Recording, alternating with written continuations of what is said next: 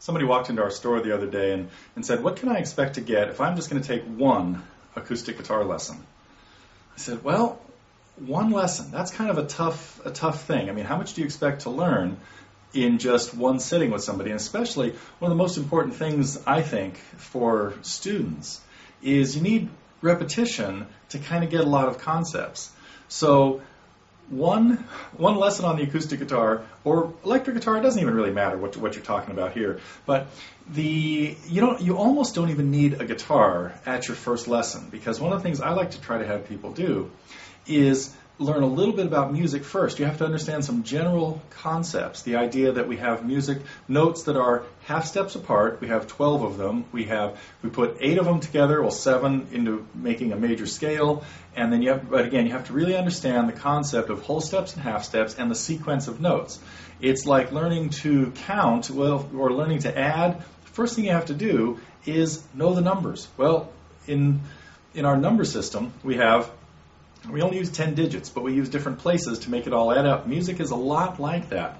So you have to have a good foundation of the building blocks. And the building blocks are that we have an octave that is the whole science behind it. I'm not going to go too far into the physics of it right now, but we have 12 notes that make up an octave, so we only have 12 different notes that we have names for in music. And of course we use 7 letters of the alphabet for this: A, B, C, D, E, F, and G. There's 7. We have 5 other notes that are black keys on the piano, or sometimes called accidentals, but that are half steps that occur between A and B. We have a note that we could call A sharp or B flat. There is not another one between B and C, but we have one between C and D that would be C sharp or D flat. We have another one between D and E that would be D sharp or E flat. Not one between E and F, because E and F are just a half step apart.